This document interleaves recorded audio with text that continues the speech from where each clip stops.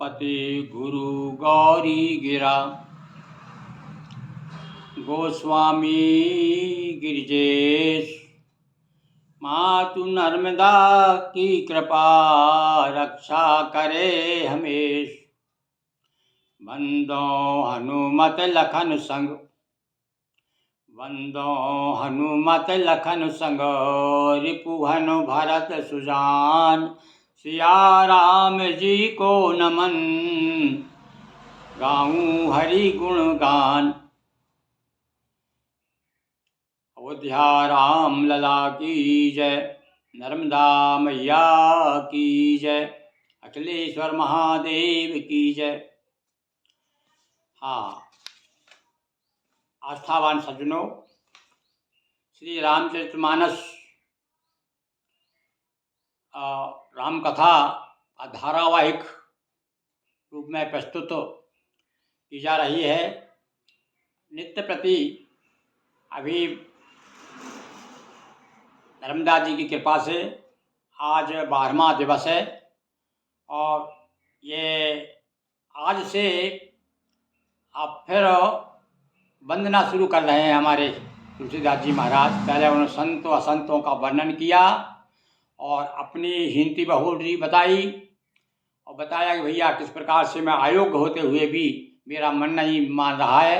क्योंकि कहे बिन रहा न कोई, अस जानत प्रभु प्रभुता सोई, तदपि रहे बिन रहा न कोई। इसलिए मैं भी अपनी वाणी को पवित्र करने के लिए राम कथा का गायन करने जा रहा हूँ। आज फिर से उनको स्मरण आया कि भैया मैं प्रारंभ कर रहा हूँ, तो सबसे पहले मुनियों का वंदन किया। और कौन से मुनि? जिन्होंने कि सबसे पहले रामायण की रचना की। ऐसे वाल्मीकि जी को सबसे पहले प्रणाम किया कर रहे हैं हमारे कवि कुल शिरोमणि गोस्वामी जी महाराज। क्या कहते हैं? वंदम मुनि पद कंज, रामायण जय निर्मयु। निर्मयु यानी निर्माण किया, जिन्होंने रामायण का निर्माण किया है। कौन है वो भैया ऐसे जिन्होंने निर्माण किया है? देखिए, इसमें उन्होंने नाम नहीं दिया। आप नाम से ही समझ जाएंगे आप जब कह दिया उन्होंने कि जिसने रामायण का निर्माण किया है। सब पहले, इसके पहले कोई रामायण नहीं थी, यानी आदि कवि इसलिए कहा जाता है उन्हें। जब रामायण की चर्चा चलेगी तो आप मान लीजिए कि वाल्मीकि जी की बात हो रही है। तो बिना नाम लिए कह दिया जिन्होंने रामायण का निर्माण किया है, निर्मित किया, रामायण को रचना की है, ऐसे मुनि पद कंज। देखिए आप, और ऐसा लगता है हमारे तुलसीदास जी महाराज को कमल बहुत प्रिय है। तो जहाँ जहाँ भी, अरे भैया जब तो रामचंद्र जी के सामने खड़े हो गए जाकर के, और जो आंख मूंद के देखा उन्होंने तो हर जगह उनको कमल ही कमल दिखाई दिए। श्री रामचंद्र कृपालु भजो मन, हरण भव भय दारुणम, नव कंज लोचन कंज, मुख कर कंज, पद कंजार। लीजिए साहब, एक कंज की झड़ी लगा दी, ऐसा लग रहा कोई तालाब है। राम जी नहीं है, एक तालाब है और उस तालाब में कमल खिले हुए हैं, और उसमें और तालाब में एक आकृति दिखाई दे रही है राम जी की। और कहाँ दिखाई दे रही है उनको? सबसे पहले और उनके आंखें कमल है, उनके हाथ कमल है, उनके पांव कमल है, मुख कमल है, पद कमल है, पद कंज, कंजार पद कंजारों पद कंजारोणम कंदर्प अमृत। और फिर बाद में जब से भी मन नहीं भरा तो फिर क्या कहा उन्होंने कि अरे हमारे राम जी तो ऐसे हैं कि कैसे करोड़ों। कहते हैं भैया देवताओं में सबसे सुंदर कौन है? तो प्रश्न आता है भैया सबसे सुंदर कौन है देवताओं में? तो सबसे सुंदर कामदेव को कहा जाता है। तो ऐसे कामदेव तो करोड़ों कामदेव बलिहार है, उनके ऊपर 100 बार निछावर है। अभी देख लीजिए, अभी हमारे रामलला का जो प्राण प्रतिष्ठा हुई है, तो छवि को देखते ही रहिए। बहुत देर तक मन लगता है कि वो इससे अपनी आंखें ही न हटाएं, और ऐसा मुस्कुराता हुआ चेहरा। तो जब वो उनका विग्रह में, उनकी प्रतिमा में इस प्रकार से हम लालायित हैं और मोहित हो जाते हैं, तो साक्षात राम का दर्शन जिसने किया होगा और उसके क्या कहने भैया। तो इसलिए तो तुलसीदास जी कहते, तो उनको भैया कमल बहुत प्रिय है। तो अब देखिए, अब यहाँ पर वाल्मीकि जो स्मरण कर रहे हैं वाल्मीकि को, ऐसे वाल्मीकि मुनि के पद कमल, उनके पद कमलों को सखर सुकोमल मंजु दोष रहित दूषण सहित।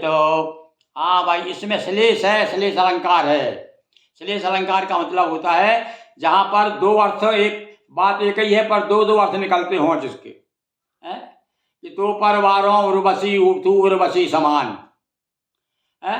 तो ये यहाँ तो हो गया क्या, यमक हो गया, दो बार यमक आया, पर कहीं कहीं ऐसा आया कि बिन पानी सब सून है। कहा गया है कि भैया पानी गए ना उबरे मोती मानस चून। तो अलग अलग शब्द एक ही है पर अर्थ अलग निकल रहा है। यहाँ पर देखिए क्या कह रहे हैं, सखर। अब सखर के दो अर्थ हो गए यहाँ पर, सखर सुकोमल मंजू। अब यहाँ कोमल, कोमल और कठोर पहले तो ये कह दिया, और मंजू दोष, दोष रहित दूषण सहित। और ये ऐसे उन्हीं को प्रणाम कर रहा हूँ, ऐसे वाल्मीकि जी को जिनकी कथा सखर है, यानी कि क्या कहते हैं, सखर यानी राक्षस, खर यानी राक्षस होता है ना, तो राक्षस सहित होने पर भी कठोर से विपरीत, यानी कठोर, अब राक्षस की कथा भी है तो कठोर होना चाहिए, पर उसके विपरीत वो कोमल भी है, उसमें कोमलता भी है, यानी कठोरता, कठोरता के अंतर्गत कोमलता की संभावना या उसकी उपस्थिति, यानी कठोर होते हुए भी राम की कथा बहुत कोमल है, और कोमल और सुंदर तथा दूषण सहित होने पर भी दूषण से दोष रहित है। दूषण यानी खरदूषण भी, अब दूषण के दो अर्थ फिर आ गए यहाँ पर है, दूषण यानी दोष और दूषण यानी खरदूषण। तो दूषण सहित, दोष रहित दूषण सहित, दूषण सहित है यानी खरदूषण, खरदूषण की कथा भी है पर दोष से रहित है। देखिए शब्दों का किस प्रकार से प्रस्तुतिकरण किया है। बंदों चारऊ वेद, हाँ भाई अब देखिए, अब इससे समझ में आ जाइए हमारा सनातन धर्म मूल रूप से वैदिक धर्म है, वेद से ही चला, इसलिए इन्होंने बार बार जहाँ जहाँ भी ऐसा प्रसंग आया, कुछ उन्हें कहना है तो जरूर वेद की दुहाई दी है, और सब वेद से शुरू किया है। तो सबसे पहले तो वेद से ही अवतरित हुई रामायण। तो पहले तो रामायण, क्योंकि उनका इष्ट साध्य समय जो है, इष्ट सिद्ध जो मान लीजिए आप हमारे वाल्मीकि जी हैं, तो इसलिए वाल्मीकि का प्रणाम करके, और एकदम उनको याद आई भाई रामायण कहाँ से निसरत हुई, भाई रामायण वेदों से आई है, इसीलिए चारों वेदों को प्रणाम कर रहे। बंदों चारों वेद, एक वेद नहीं, चार बोल दिया उन्होंने। कौन कौन से चार वेद भैया? सब वैसे आप सभी जानते हैं, फिर भी बता दूं, ऋग्वेद, सामवेद, यजुर्वेद, अथर्ववेद। पहले कहते, पहले वेद त्रयी कहा जाता था, पहले तीन ही वेद थे, फिर उसके बाद में अथर्ववेद को भी मान्यता प्राप्त हुई। इस प्रकार से चार वेद। अब कुछ लोग कहने लगे भाई पांचवा वेद भी है एक, वो है महाभारत। तो वैसे तो फिर अपने अपने ढंग से लोगों ने, विद्वानों ने विद्वता को देख करके प्रभावित होकर के और बड़े उत्साहित में आकर के और वर्णन किया कि भैया छठवां वेद भी है, सातवां वेद है। तो कहते जाओ आप, प्रमुख रूप से चार ही वेद हैं। तो इसलिए तुलसीदास जी महाराज कहते हैं, मैं बारिद बोहित सरेसो, क्या है वो वेद, क्या है बोले, संसार रूपी, संसार जो है ना एक समुद्र है। अब समुद्र के उस पार जाना है हमको, तो कैसे जाएंगे भाई? नाव जाए चलेगी क्या? नहीं, उसके लिए बड़ा जहाज चाहिए। नाव तो एक थपाड़ा ऐसा आएगा समुद्र का भी उड़वा देगा, तो बड़ा जहाज चाहिए। बड़े बड़े जहाज तक डूब जाते हैं कई बार तो तूफानों में। तो इसलिए जहाज के कहते हैं कि वेद क्या है, जहाज है। अब बताइए, बता दिया संसार समुद्र है और वेद जहाज है, और आपको समुद्र रूपी सागर को पार कर, संसार रूपी सागर को पार करना है तो आपको क्या करना पड़ेगा? वेदों की शरण में जाना पड़ेगा। तो कह रहे हैं कि भव बारिधि, संसार रूपी समुद्र में बोहित, यानी जहाज की तरह हैं, ऐसे चारों वेदों को मैं प्रणाम करता हूँ। जिन्हू न सपने खेद बरनत रघुबर विमल जस। और जो भगवान राम जी के कथा का वर्णन करने में जिन्हें कोई खेद नहीं है, उन्हें किसी प्रकार का थकावट नहीं है। यहाँ पर खेद का और थकावट लिया है कि वो मतलब निरंतर गाते रहते हैं, वर्णन करते ही रहते हैं। वेद हैं या सरस्वती जी हैं, शारद आपके वो शेषनाग जी हैं, ये सब जो है नारद हैं, सार नारद सारद ज्ञान विशारद, ये सब का काम एक ही है कि हमेशा भगवान का नाम। इसीलिए तो अब इनका अनुकरण यदि हम करना है तो फिर कहा कि भैया निरंतर सतत भगवान का नाम रटते रहो, काम करते रहो। ये बात हमारे लिए फिर बताई गई है। क्यों? ये लोग तो हमेशा रटते रहते हैं, फिर भी थकते नहीं हैं। और वास्तव में भगवान की कथा जब कहना आप शुरू कर देंगे तो आपको थकावट नहीं होगी। हमने देखा कि 4-4, 6-6, 8-8 घंटे और एक ही आसन पे बैठ करके पानी तक नहीं पीते। हमने देखे महात्माओं को कथाओं का जब वर्णन करते हैं तो वाकई में भगवान की कथा ऐसी है कि थकावट दूर करने वाली है। तो वेद भैया, जो वेद भगवान क्या करते हैं, बिना थके, बिना रुके, बिना खेद के क्या करते रहते हैं, ये राम जी का यश का वर्णन करते रहते हैं। इसलिए आप देखो वेद की भी क्या प्रणाम कर रहे हैं, वेद को भी उन्होंने पहले कह दिया भाई कि मेरा सगे संबंधी तो वही है, उसी को मैं नमन करूंगा। अरे उन्होंने यहाँ तक कह दिया कि तुलसी भक्त सुपच भलो भजे रहन दिन नाम, अरे ऊंचो कुल के ही काम को जहान हरि को नाम। तो नाम को तो भैया बड़ी महिमा है, आगे जाके देखेंगे अपन। अब नाम की महिमा भी गाएंगे। वो अभी संतों के बारे में बता दिया, संसार के बारे में बता दिया, और अब जो वर्णन करते हुए चल रहे हैं तो वेदों का वर्णन करते हुए बता रहे हैं कि भैया चारों वेदों को मैं प्रणाम करता हूँ, जो संसार रूपी समुद्र में जहाज का काम करते हैं। यानी यदि हमें पार जाना हो तो भैया जिस जहाज में बैठ जाइए, यानी वेद की शरण में जाइए, वेद का स्वाध्याय कीजिए, वेदों को सुनिए। ये कहने का उनका भाव है। ये नहीं कि आप वेद ला के घर में रख दें और उसकी आरती उतारते रहें, पूजा करें, नहीं, उसका स्वाध्याय करिए। और वाकई में हमारे साथ यही तो स्थिति है। रामायण हर घर में मिलेगी। मैंने कई घर देखा है, उलेट के अपन नहीं देखते, पन्ने नहीं देखते उलेट करके, और बस पूजा कर देते हैं और चावल चढ़ा देते हैं। रामायण भैया कह देते हैं राम स्वरूपाय रामायणाय नमः, ऐसा कह करके प्रणाम कर देते। तो अब आगे देखिए, अब वेद के बाद कहाँ ध्यान गया उनका है। तो वेद कहते हैं भैया ब्रह्मा। अब देखो अब कहाँ से श्री रामायण कहाँ से प्रकट हुई, वेद से। तो वेद का वंदना किए। वेद कहाँ से प्रकट हुए, बोले ब्रह्मा जी के मुख से निकले। तो ब्रह्मा जी का भैया आप देखो पहुंच रहे हैं वहीं पर मूल तक। अब वो क्या कह रहे हैं, बंदो विधि पद रेणु भाव सागर जय कीन जहाँ। और मैं अब यहाँ पर देखिए, यहाँ पर कमल नहीं कहा उनके, ब्रह्मा जी के कहा कि उनके पद रूपी जो पद, पाँव की जो धूल है ना, उस पाँव के धूल को वर्णन कर रहा हूँ मैं। क्योंकि सारे संसार को भैया इस धूल की, उनकी पाँव की धूल तो है ही। अपन लोग सब जब ज़्यादा विनम्रता आ जाती है तो हमें कहते हैं हे गुरुदेव, हम तो आपकी चरण की धूल हैं। तो संत सुधा शशि धैनु प्रगटे खल विष बारुनी। और ये भवसागर बनाया है, और जहाँ से संत रूपी अमृत, हाँ, ये संसार रूपी जो समुद्र है, तो समुद्र की जब बात आई तो फिर उनको ध्यान आ गया कि अरे समुद्र में तो भैया मंथन हुआ था, और मंथन में से 14 रत्न निकले थे। तो क्या क्या निकला, तो अच्छा भी निकला और बुरा भी निकला। तो संत सुधा शशि धैनु, सुधा अमृत, संत रूपी अमृत, और चंद्रमा और कामधेन, और दुष्ट मनुष्य रूपी विष और मदिरा। मतलब बता दिया उन्होंने। सबसे पहले वैसे तो कहते हैं कि ये सबसे पहले क्या निकला था, संसार में भगवान ने सबसे पहले क्या पैदा किया समुद्र से, बोले सबसे पहले जहर पैदा हुआ। तो इसीलिए तो हमको जब पैदा होते ही सबसे पहले अमृत थोड़ी मिलता है, अमृत को तो ढूंढना पड़ता है। विष पहले सबसे सामने आके खड़ा हो जाएगा, विष, जहर जिसे कहते हैं। यानी हमेशा जितनी भी यातनाएं, तकलीफें, संवेदना, वेदना, कष्ट, ये सब क्या है, ये सब जहर तो है ही। तो संत सुधा शशि धैनु प्रगटे खल विष बारुनी, संसार सागर जिनके पद की धूल है, जैसे ब्रह्मा जी को मैं प्रणाम करता हूँ, जिस सागर में से संत भी प्रकट हुए, अमृत भी आया है, चंद्रमा भी, धैनु। और इसी प्रकार से अब संत को जो है तुलना उन्होंने संत दो कैटेगरी बना दी।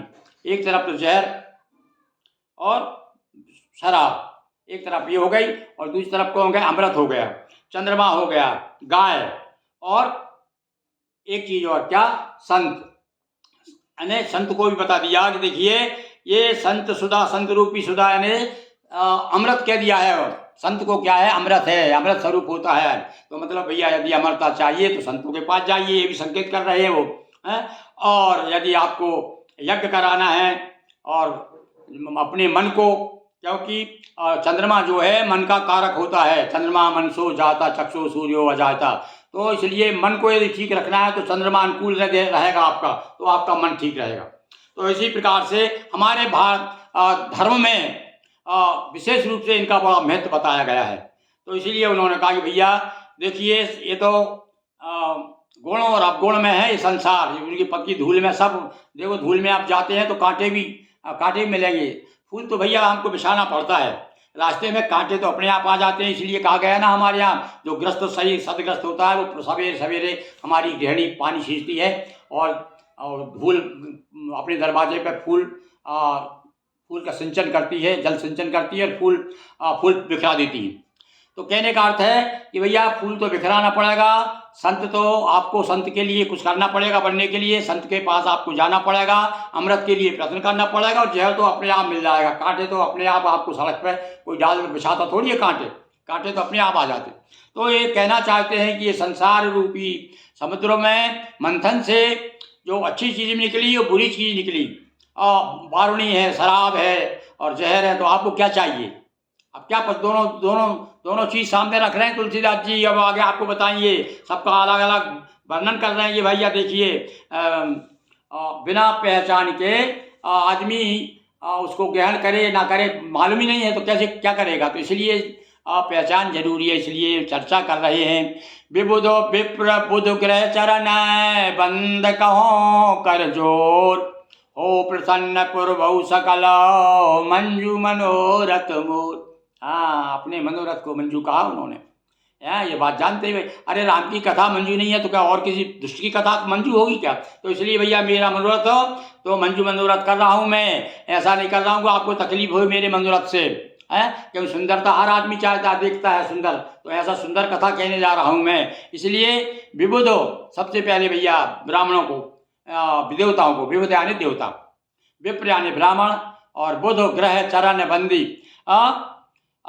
देवता ब्राह्मण पंडित और ग्रह चरण बंदी कहो। बुध यानी बुद्धिमान।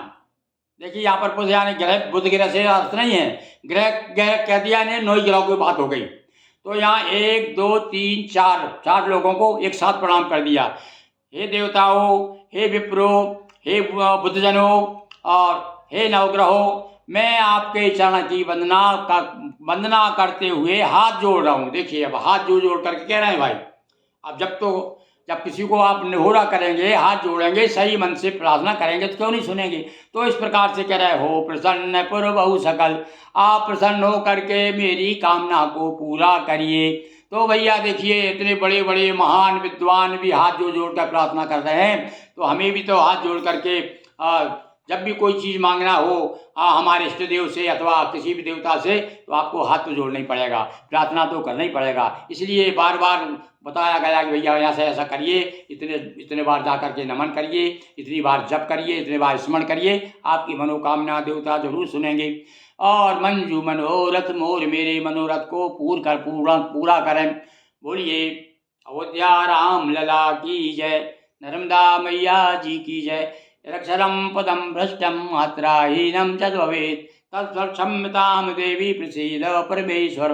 हे प्रभु, देखिए इस अवस्था में कभी कभी क्या है,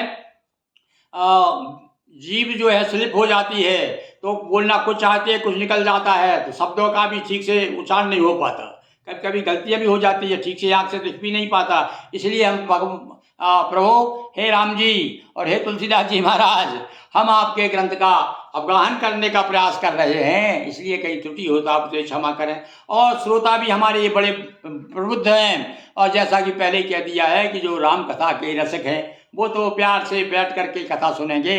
अरे 5-10 हम 10-15 मिनट रोज कथा आपको सुनाएंगे, तो आप बिल्कुल आनंद लीजिएगा। हम कोशिश करेंगे सुबह प्रातः 6 बजे ये कथा जारी करें, ताकि रोज 6 बजे आप प्रातः काल उठते बिस्तर पे भी सुन सकते हैं आप भगवान का नाम। देखिए तो और आपको भी, आप लगातार सुनेंगे तो आपको भी लगेगा कि रामायण में क्या है भाई, तुलसीदास जी ने क्या क्या कहा है। अरे राम की कथा तो है ही, राम की कथा के साथ साथ हमें संदेश दिया है, जीवन में कितना परिचय कराया है, कितने लोगों से, कितनी वस्तुओं से, कितने गुण और अवगुण, सब कुछ एक तरफ से सब भंडार है भैया। इसलिए तो कह दिया इसमें कि 6 शास्त्र सब ग्रंथन को रस।